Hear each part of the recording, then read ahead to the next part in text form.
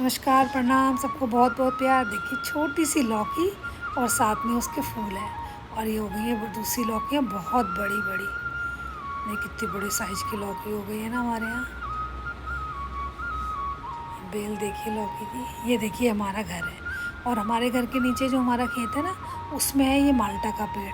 और देखिए ये जो है ना मक्की भी हो गई है साथ में। एक ही खेत में हमने बहुत सारी चीज़ें लगा रखी है, मूंगरी।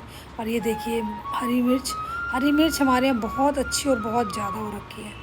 ये देखिए माल्टा का पेड़ है, माल्टा लगे हुए हैं इसमें।